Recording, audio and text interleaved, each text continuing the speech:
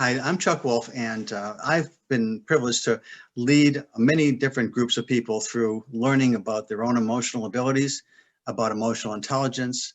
I've created something called the Emotion Roadmap, which is a tool to help people to navigate their own emotions. There's a lot of white water out there around our emotions, and sometimes it's helpful to have some tools to navigate. And I've tried to teach people about that, and I had a really enjoyable group of people to work with this past summer, and you'll see them on the screen. I'll ask them to introduce themselves in a minute and tell you about themselves. But I also wanted to encourage everybody who's listening or who gets to see this to really learn more about emotional intelligence, because it can make a difference, a meaningful, positive difference in your lives.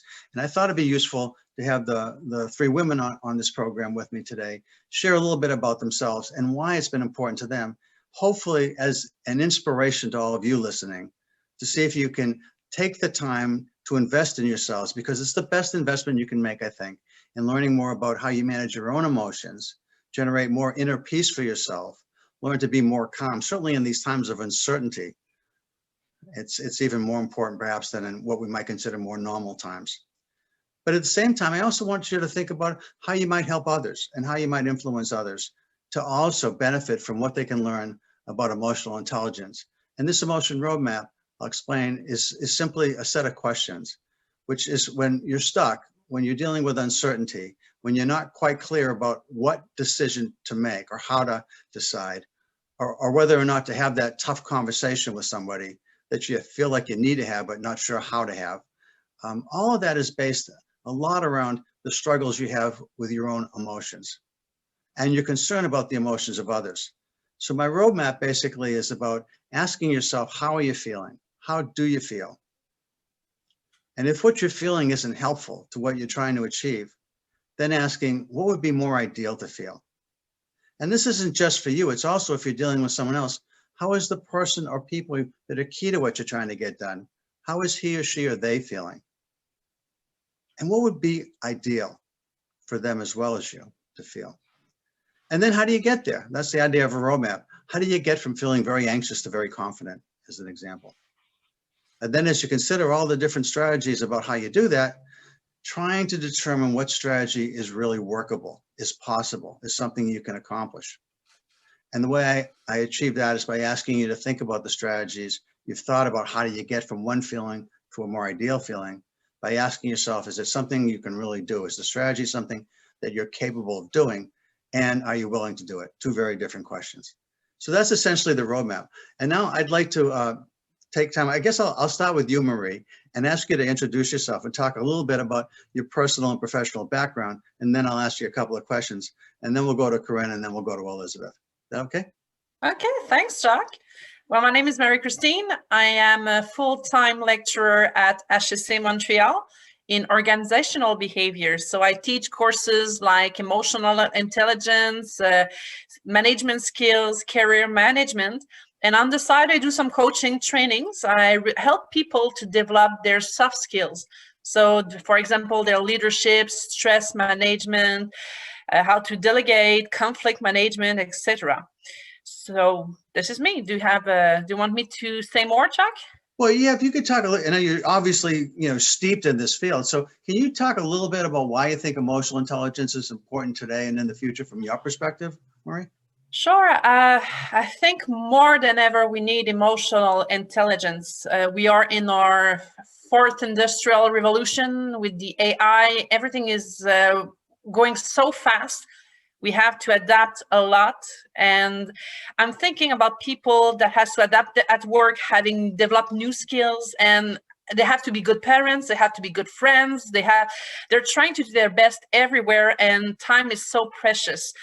And with everything going so fast, we have to use a lot of self-control to be able to take good decisions, but we don't have enough energy sometimes to take the right decision, to take a step back.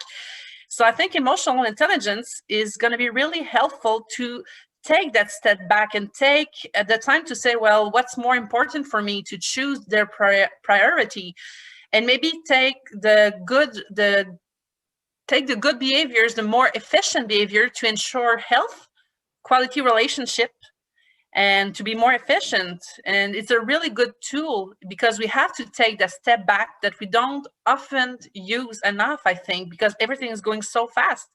So this is a great tool to help ourselves out. So could you share a couple, either one or two personal or professional examples of how you've used it over the time we've been working together? Sure. We worked together, and it's really helped me out to talk with Corinne, Elizabeth, Emily, with you, Chuck, especially with you, Chuck. And I think my main theme in the last year was how to be able to help people more efficiently, because I'm like a little Google button. When people are needing help, having questions, they're spontaneously coming to me and asking for help. And I was feeling proud. I said, well, I'm helping people. This is the meaning of my work. But it was getting too much. And I was getting annoyed. I was feeling irritated because I was feeling overload. I had too much work. And each morning I had emails and said, well, what's next? What they're going to ask me again? The people were calling me and I was asking myself, now what? So that wasn't me. I said, well, I'm feeling annoyed, I'm feeling irritated. And you guys really helped me out to just assess that emotion and say, well, I don't want to feel like that anymore. So how do I want it to feel? I wanted to feel compassion. I wanted to feel empathy. I wanted to feel proud again of helping people out. But what I realized with the work we did together is that I wasn't helping as much as I could, because I was with helping them, answering their question, they were getting more and more dependent of me. That is not what I wanted. My goal was to making them more independent.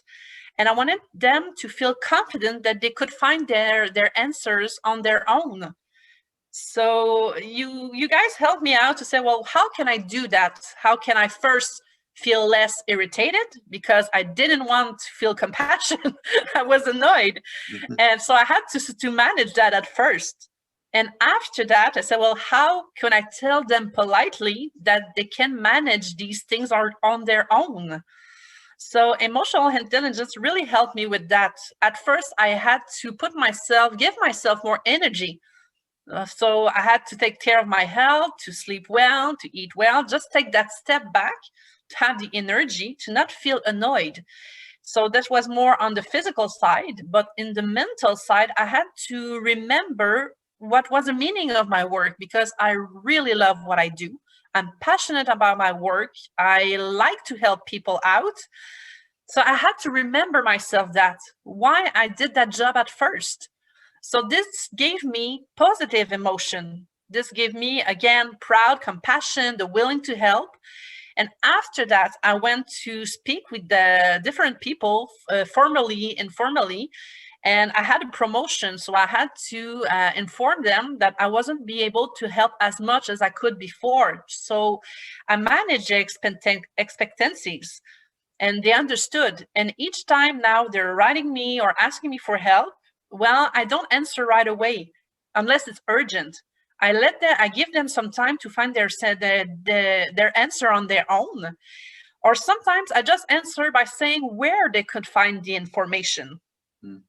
So this is helping them out. And I would say it's a work in progress, because I always have the reflex to answer right away, and I want to help. I said, no, you're not truly helping. It's just a short-term help. It's a patch. Well, Now good. you have to help them more. So I had to restrain myself from helping in the first reflex. So it's a work in progress, but right away I see I have less email. People are less asking me for help for things they could find on their own. So it's working, and I'm really glad for that, because I have more space to work on things on my plate, and more time for myself too. So you talked about a number of things. One was that you had some history with people coming to you in sort of a previous job title or description. You had other responsibilities, and then when you shifted responsibilities in a promotion, people were still coming and asking those questions. And so you were fighting with yourself about, I want to be helpful, but now I've got this other work to do. And on top of that, this work. And plus, I'm not really helpful if I'm telling them how to do something instead of teaching them how to find answers for themselves. And that sort of, and part of that came, I think the nice thing about that is it came by looking at how do you want to feel? Yeah. It showed up as we walked through the roadmap about how you were feeling, how do you want to feel, and then we talked about all the different things that would make you feel the more ideal feelings. And now you're in the process of executing that's kind of perfect. Thank you. Can you think of other ways others who have different challenges might also benefit from this? Organizations, individuals, teams. Any thoughts that you have about how others might benefit from this? Actually, you said it, Chuck. The great thing about the roadmap that really helped me out is just take the step back and say, how do I want to feel? Well, at first, how do I feel? But the main key for me, really the insight, was how do I want to feel and how I want others to feel. So this was really something that really helped me out, because I was staying in the emotion that wasn't useful. And I said, well, I have the control. I can change, I can manage my emotion. It's going to take work, but I can do it. And when you're able, I think personally, when you're able to manage your emotion, you have more space to be open to empathy and help people out. So I think for everybody, they want to be good managers, or they're going to be good friends, they're going to be good parents. First step is to take care of yourself and identify your emotion and manage them. And you'll have more psychological space to be open for the others and to be able to understand them from new angles instead of being defensive. That's great. And I know you're also a coach. Along with being a professor, you're doing coaching. And have you had a chance to use this with anyone you're coaching yet? I don't know that you have yet, but has that happened yet for you? No, I did it informally. So I tried the thing out with my friends and it worked. My friends are like, how do you say that? Kabai? I don't know how to say it in English. I'm testing for now, unofficially. Okay, so right now you're testing with some of your friends about how to help them. Okay, great. Thank you so much. And I'm gonna then move on to Corinne. Thank you, Marie. That was great. Corinne, you want to tell us a little bit about who you are and your background personally and professionally? Yes, hi. So I'm Corinne Prost. I'm also an organizational behavior lecturer in the Business School of University of Montreal, HEC. And so I teach emotional intelligence in the second cycle. I teach team management at the MBA program. And I have, since 2008, I started my own consulting firm, and I've been helping individual and teams at team level improving their soft skills. So one of the things that the way you and I met, Corinne, was you were one of the sponsors for me coming up to HEC to give a talk. And so your organization already was valuing emotional intelligence because you thought enough to have a speaker come up and talk about emotional intelligence. We hadn't met before that. But in terms of what you were thinking and what you now know about emotional intelligence, why do you think it might be important today and in the future? What's your perspective on it? Well, one of my passion right now is about everything towards collective intelligence. We hear a lot about, volatile uncertainty in organization, with technology, like a high-speed decision process that the managers have to go through. And a thing that I'm very interested by is that how can we help organization, team, and individuals navigate towards that very complex environment. And a lot of organizations are saying we have to collaborate more. We have to be better at, innovate together. And at the same time, we're facing silos in organizations. So for me, emotional intelligence is a very good path to help individuals. Marie was talking before about, defense mechanism. It's a very good path to help people step back and think about their, behaviors. Are they efficient or are they counterproductive without being, having bad intentions. Sometimes we just react in a bad way in a special situation. And the more complex is the situation, the higher chance is going to be that we might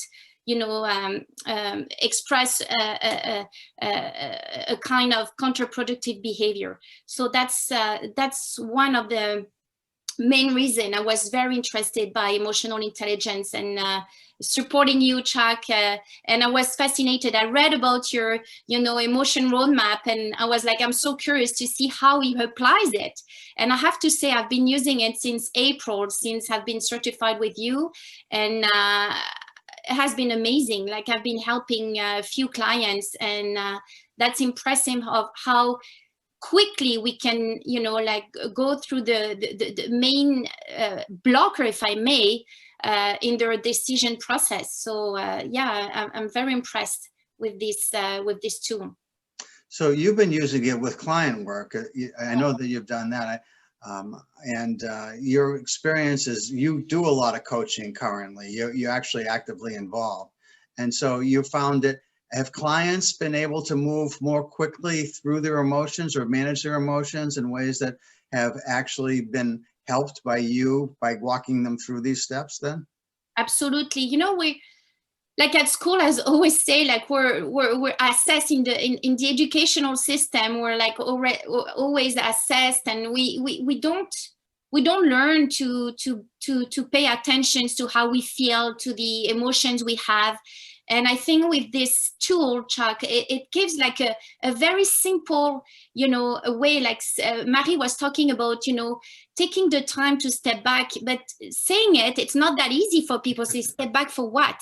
So with those 4 very simple questions, I have to say, like in the summer, I had a call from a client who say, well, I've been referred to one of your students that you had like 3 years ago, and I just give a chance and I'm calling you. I say, yeah, how can I help you? And he say, well, here's the situation. I've been working in an organization for the last 4 years. It's a subsidiary of a European company, and now we're like 4 employees who decided to go on our own to start our own business firm. Consulting services. So I'm like, okay, very good. And so the person started to talk to me and say, well, right now, like we're very advanced in the process. We're actually 2 weeks before signing, doing the official signing with the bank and everything. And I don't feel good. I say, why are you not feeling good? Why? What's going on? And he started to say, well, one of the partner, he's a good friend of mine, and but at the same time, he's a colleague. And I have to say, through that process, I had a lot of doubt about, going through with him in that journey, doing business with him. Like, I'm not sure about the whole situation. And then I started to say, okay, so tell me about the context. Tell me about who is involved. How are they feeling? How are you feeling? And then your first question in the, emotion roadmap. So he started to take the time to talk about how he was feeling. And then he started to realize, say, yeah, I'm scared. That's why I'm calling you. I'm scared about this whole journey that I'm about to take on, and I'm not sure at all. And then I say, okay, so how do you think the other people are feeling? So then he took the time to describe and give some elements of the context that he wasn't paying attention to that much. It was there, but it wasn't there in his mind. It wasn't explicit. He wasn't aware of that much. And then I say, okay, so fine. So right now you're calling me. So ideally, what are you expecting from the whole thing? What would be the ideal, situation in everything you just described to me? Say, well, that's why I'm calling you. I'm like, okay, so you're calling me. So let's explore, like, how do you want to feel? I say, well, I'm excited about that business idea, because it's really obvious that we can go on. Like, we have clients. It's obvious that it's going to work. But at the same time, I might not go through the whole thing because I'm not sure if I should sign. I say, okay, so my understanding is that the main actor in this situation is your colleague and friend. And so let's explore that. So how do you want him to feel? He said, well, I always say to him that the most important thing is our personal relationship.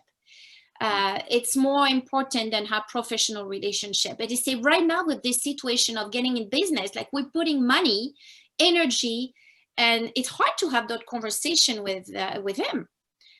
I say, so my understanding is that maybe you want to have that conversation, but you're scared about having that conversation. So ideally, you would like to feel confident about having a good, true, authentic conversation with him as a friend. I say, well, actually, I think so. I think it will be the ideal thing if I can, but I'm worried that he might be upset because he already has a lot of anger. So I say, you see, there's a lot of emotions going on. That's what we're talking about right now.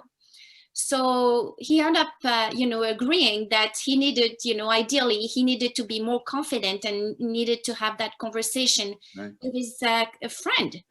So then I say, do you remember? So your third question, how can we create the feeling we want for each key person? So I say, do you remember any situation where, you had like a good experience with him, that you had a good conversation? And then, so that's what happened. I say, well, we're gonna talk about,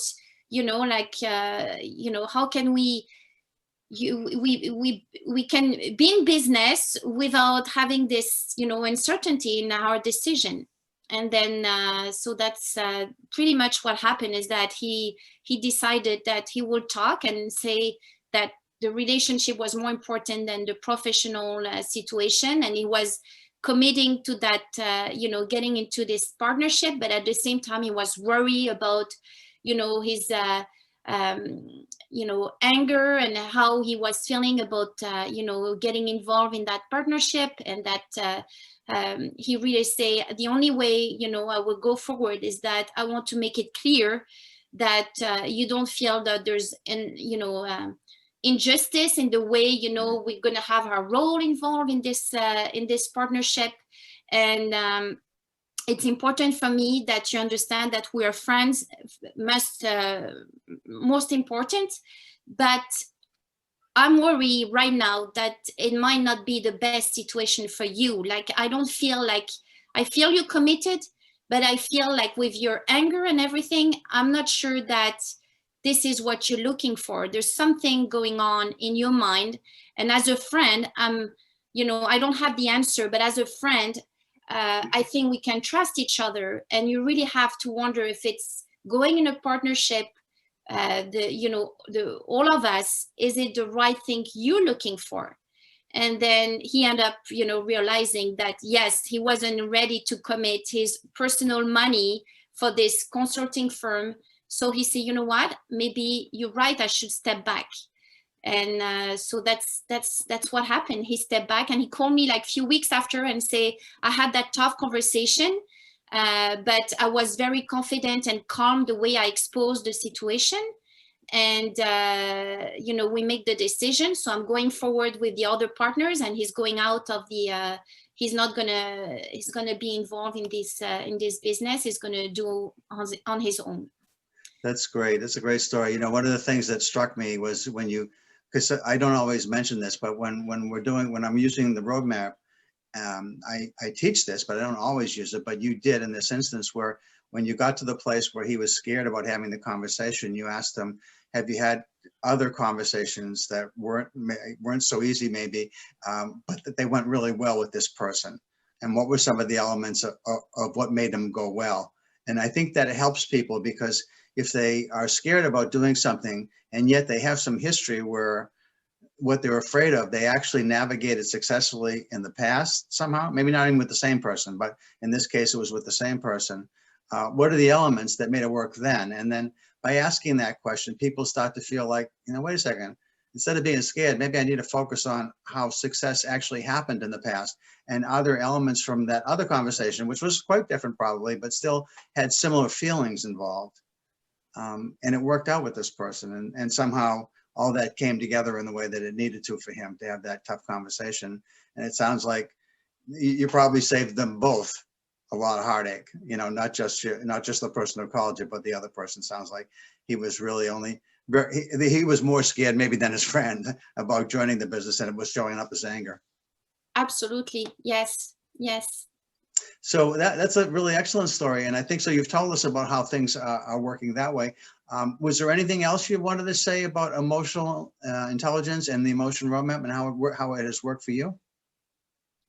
Well, I think it's an amazing tool in a way that, you know, like if I think of that client and I was like, how am I going to help him? And then, I'm like, because I have plenty of tools and I'm like, well, I'm going to use it. I'm going to use that, emotion roadmap. And it works so well. Like I had to say, like in 2 hours conversation, and I was able to, to help him making his decision. And he called me after and he said, thank you, Corinne. Like I couldn't believe how easy it became for me to make that decision, to have that real difficult conversation. This was the biggest thing. But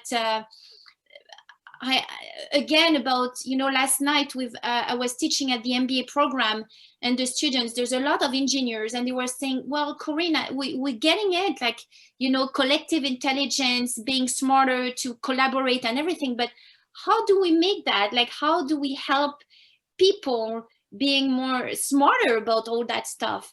And again, I'm like, it's about, being aware of the choice you have in how you act with others, how you interact with others. And that's where the emotion roadmap with the 4 questions are so easy to access to anybody. You don't have to be a PhD or a master degree to be able to, use it and find it helpful in your decision. No, that's great. Thank you. Thank you very much, Corinne. So let's move to Elizabeth then. Elizabeth, do you want to tell us a bit about you? Yeah, sorry about that. Yeah, so my name's Elizabeth. I grew up in a military family. I lived in Great Britain in my formative years, and then in several different states in the US from 1960 forward. I did the usual things. I got married. I had high ideals. That was in the 70s. I had a bumpy ride in that marriage and finally went for counseling in the 90s to fix the spouse, right? And I found out I was half the problem. In that learning adventure, I became aware of how childhood trauma can interrupt many current and future emotional and educational endeavors in complex ways. Luckily, I also learned how to act versus react. I got divorced. I continued my career in management and government service. And then I became the boss of my ex-husband. Well, that was dissonant. So I was not interested in that. I applied for a job in Texas and I was offered a position overseeing a staff of 600. My employment background with a focus on people skills and other training helped. So did kindness, giving others the benefit of the doubt, and listening to and accepting people wherever they were. Toward the end of my career in Texas, I started getting ill. And eventually I became so ill I couldn't think. After 5 years of poor treatment from an oncologist, friends convinced me to get a second opinion. Good thing, in May of 2011, I found out I was about 2 months from pushing flowers from the wrong side, with end-stage leukemia if left untreated. It was quite a journey after that, with many months and years being housebound due to illness, other than brief periods of respite. So that's your background, and you are someone that you and I got to know each other through some work with an organization called No Labels. And what I have found in my work is that at least in terms of one of my very best friends, who also was diagnosed with 2 forms of cancer several years ago, he had discovered that this idea of emotional intelligence and some of the tools, including the emotion roadmap that he learned about, were really important to him to get through some very dark nights and times when he was really struggling. And he found it actually was helpful to him in trying to recover. And he's in a much better place today. And when I'd heard that and I had met you, I wondered if you might benefit at all from maybe coming and being a part of this work that we do together, and whether that might be useful to you. And so our journey began probably sometime this year. And your experience then is you've always known about people skills in terms of what you told us about yourself. and you have a background in relationship management, and you went through counseling, and you told us about how you learned about the role of past traumas and other influences on your emotions. And so as you think about all of that, plus what you've learned over the summer, what do you think is the future of emotional intelligence from your perspective? Why is it important today and in the future in terms of what you think about, Elizabeth? Well, let me talk a little bit about it from my perspective. So Chuck, like you indicated, I first learned about emotional intelligence from you during the COVID pandemic. That's a heck of a time to learn about this stuff. Good, actually. You briefly introduced the concept, but I was on autopilot. In my brain, I was convinced I was highly emotionally intelligent and didn't need it. I was adept at acting instead of reacting. Yeah, check that block. And in my interpersonal relationships, things were going fine. Never mind the fact that remnants of PTSD started raging again with this pandemic. Never mind that sleep had become erratic and evasive. Never mind that established bedtimes were elusive as I stayed up later and later to read the current news, all to subconsciously assure myself I would be safe. I finally admitted it would not be helpful nor healthy to sleep in 1 hour increments. For the first time in a very long time, I became concerned I wasn't coping well. Enter Chuck and the Emotional Intelligence Roadmap. You introduced a concept of getting in touch with feelings and actually managing them.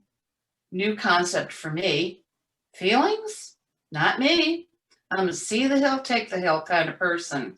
Feelings only complicate the matter. It's something you talked about, yet began to permeate the gray matter. Feelings, huh? Perhaps this is something to look at. So I did, and am eternally grateful for this and to you. What I learned about emotional intelligence is it is far more than how we act. It's about how we feel, our self-talk. I learned there is a way to manage the self-talk to get what I want out of life, to manage my feelings, to come to terms that feelings are not only okay, they are tremendously important on our journey with self, today and for our future. I learned without the feelings conversation, my future did not have a concrete roadmap. Getting in touch with my feelings and managing them created my map to my new dreams and goals, even at the age of 69. That's great. Thank you so much for sharing that. I'm glad it's made some difference for you, and in a very personal way. And as I mentioned to you when I first met you, I love the way you think. I love the way you process information, and how calm you are when people's feathers are ruffled, and how you kind of help to pull things together. And I thought perhaps there were some things that maybe I could offer that would be helpful to you, and so I'm glad that they were. I'm really pleased about that. Anything else you'd like to share about this, Elizabeth? Yeah, there are a couple of things. I'd like to give you an example of how I have used the roadmap. When I'm personally engaged with others, I do a self-check about how I'm feeling regarding our interaction, particularly when we're at different philosophical crossroads. I practice going internal to see how I'm feeling rather than focus on why their opinion is wrong. This frees me up to separate between them and me and accept both of us for who we are and where we are differently. Professionally, I'm starting a new career, being an artist and selling online. I let the anxiety and fear of bean counting my potential success and failure get in my way of moving forward. With this roadmap, the emotional intelligence tools I now have, I'm able to tap into fundamental, lifelong fears and deal with them in helpful ways. Finally, I have built art product, and started building a web presence. Beta phase for me right now. And I also look at this from the larger community, the other individuals and organizations. And I have to say, with the help of the Emotional Intelligence Roadmap, accepting the uncomplicated feelings, starting with how I want to feel, and then following the map is key. And I start with, right now, I am enough. Perhaps shifting the focus from consuming to being. Perhaps by connecting to innermost feelings about who am I, how can I fit in with organizations and my community so together we are enough. Enough to be happy with ourselves and each other. Enough to determine and participate in our greater good, moving away from the me first condition. For me, finding feelings through the Emotional Intelligence Roadmap is an empowering piece of the layered puzzle of life. Wow, that's great. Thank you so much for that. Well, this has been great, everybody. I want to say thank you to all of you for participating in this. And I hope, as I mentioned to you before we started recording, my goal is that it inspires others to learn as much as you can about your own emotions, how you might impact the emotions of others in a positive way, and how to make a meaningful, positive difference for all those you care about, all those you interact with, all those that you may not like, but you have to interact with. You know, wherever it is, I think it's useful to think about, how are you feeling? How do you want to feel? What is a possible strategy for getting from what you're feeling to what's ideal to feel for you and for others that are important to you? And then what are you really able and willing to do? And then doing it and trying it. And sometimes our plans work beautifully, like some of the stories you've told. Sometimes you've got to modify them. Sometimes they don't work at all. But you go into these episodes, these situations, with more confidence. In my radio show, I like to think that when people call up and they're feeling helpless, that by the end of the conversation, they're feeling hopeful. And I hope that your stories have helped to make that happen. So thank you very much. And I appreciate it. And we'll close there. Thank you all.